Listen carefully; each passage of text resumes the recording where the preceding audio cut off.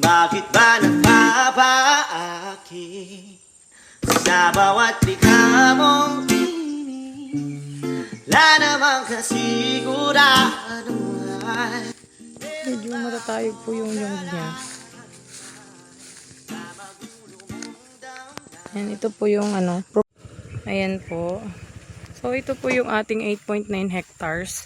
Ito pong tinatapakan ko ay mayroon po itong pathway. Ayan po, ito po ay cemented na siya. Proposed road po ito. At kapag dinire-diretso po natin yung paglalakad, ito po ay cemented na. Cemented po ito. Sementado po yan. Ito po ay future barangay road po ito. Papunta po sa loob ng property. Actually, ano po siya, madaraanan po siya ng barangay road. Ito pa lang po yung budget. O yan. Makipot pa lang po ito. Cemented na. Medyo masuka lang po ang ating property. Hindi na po na ano. Ito po oh. Cemented na po ito oh. Daraanan po talaga siya ng ano. Ng barangay road.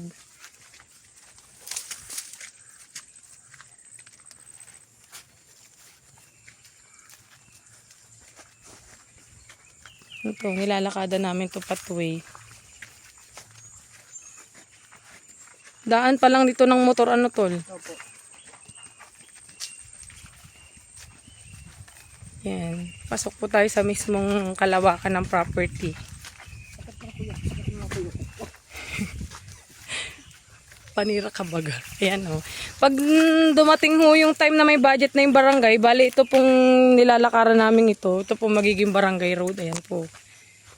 Ayan po. Ayan. Ito po yung property. O, ayan po.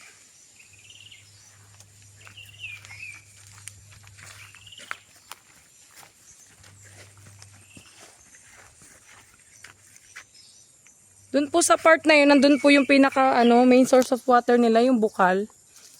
Ay, puso. Madadapa pa. Yun o.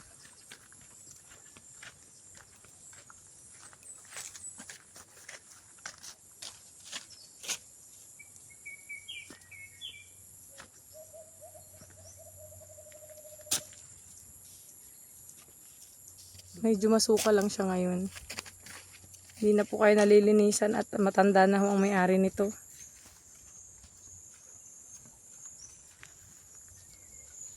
Post road niya. Soon barangay road po ito.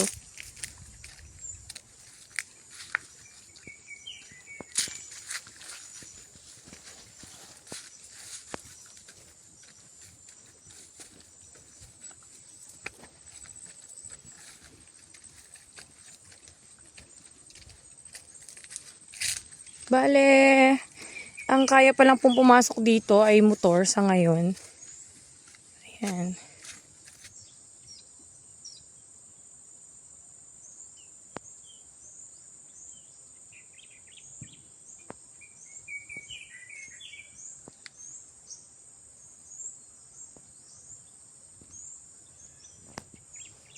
Bali, kalapit pa siya ng dating bahay na yun. Ito po dati yung sentro ng barangay ng kinatakutan, si Chubukal. Ito po ay dating bahay na yun. Bali, nalipat lang po yung pinakabahay na yun sa ibang location.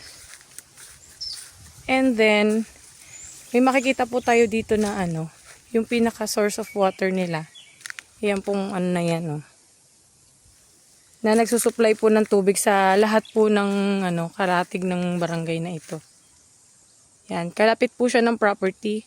Ang property po ay nandoon sa part na yon.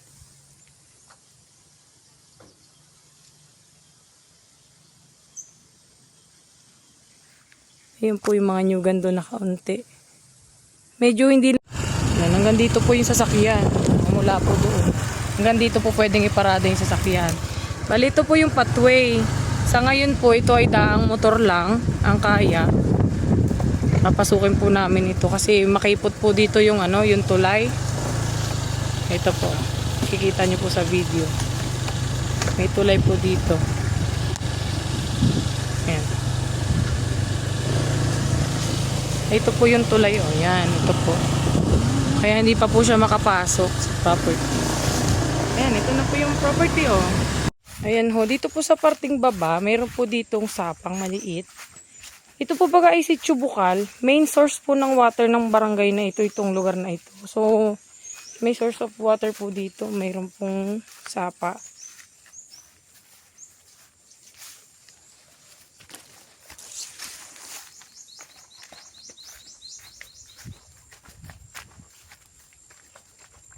Ito. May sapa po siya.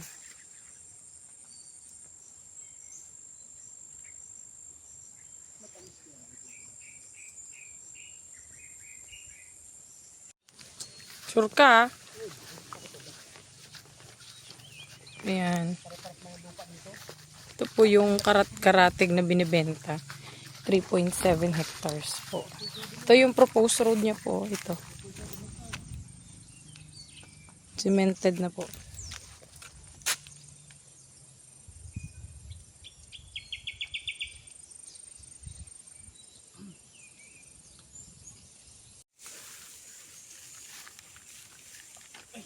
Iikot po ako ng konti. Medyo masuka lang po siya. Iniwan ka na ng aeroplano. Okay lang baby, huwag kang magbago. Dito ka lang umimbing sa aking piling ang konting.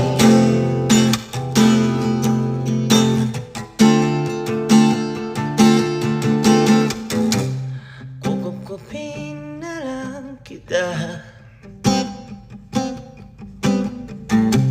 Sorry, wala ka na magagawa.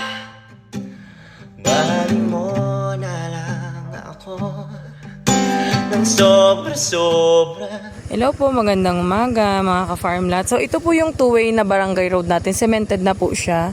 Ayan, dito po yung punta niya. At papasok po tayo, turning right. Mula po dito, ito po yung PD road niya. 100 meters po ito papasok sa property. At ito po ay open po ito para matambakan. At gawing daan po papasok. Yan. Ito po yung PD road.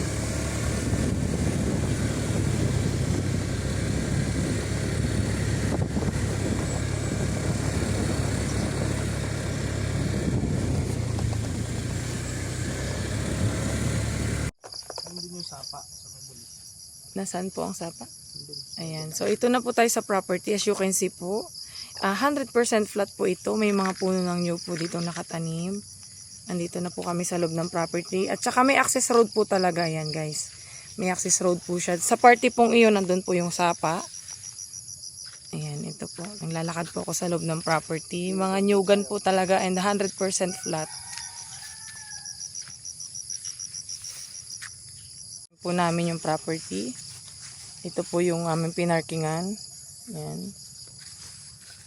Kasya po ang 4 wheels doon. Ito po yung loob ng property. Very, very flat po talaga. As in. Wala po kayo makikita ang mga bulubundukin dito. Ayan. Ito po ang nilalaman ng property.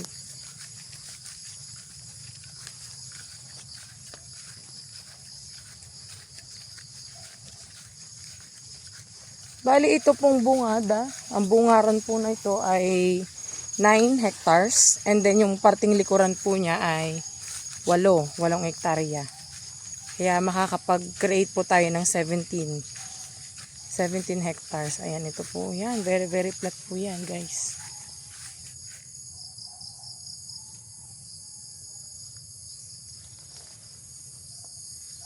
Yung kalabaw sumunod na.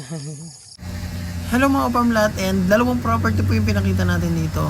Isang 34 pesos per square meter lang at isang 70 pesos per square meter. Ayan. So bakit po mura yung isa? Bakit mas mahal yung isa? Kasi yung isa po mura, ano po siya, malayo-layo sa bayan. And hindi po siya tabing kalsada. So unlike po naman itong isa, 70 pesos per square meter kasi halos 5 to 10 minutes lang sa bayan po o sa town proper ng Tagkawayan, Quezon, at may access road, may kasama ng bahay. So, yung isa po, medyo, yun, yung 34 pesos. Although flatland po siya, may access road naman, pero yun, pathway pa lang po. So, yun, medyo malayo rin sa mga kabahayan. Pero malapit siya sa dating barangay hall. Ano po. So, ayan mga ka-farmlat, sa mga naghahanap po ng mura dyan, highly recommended po yung 34 pesos per square meter. So, hindi naman siya ganun kapuno ng tanim, hindi rin naman siya ganun kaganda. So, kulang po sa alaga. Syempre, kaya mura. Pero dyan po sa Tagkawayan, Quezon mga ka-farmlat, mahal na po ang lote dyan per square meter. Ang zonal value po dyan ng BIR ay 105 na po ang per square meter, pero napakamura po ng selling na may-ari. 34 pesos lamang po per square meter. Neto po yan mga farmlat, sagot nyo na po yung mga bayarin dyan kasi napakasagad na po ng presyo ng seller po dyan. So yan mga farmlat, hanggang dito lang po yung video. Maraming salamat po. So yung video natin ay hindi po sa atin, sa nag-aalok po ng lupa sa atin. So kinuha ko na lang yung video nila kasi hindi ko na po ma-areahan, ang dami ko po inabit na papel. So ayan mga farmland, salamat po.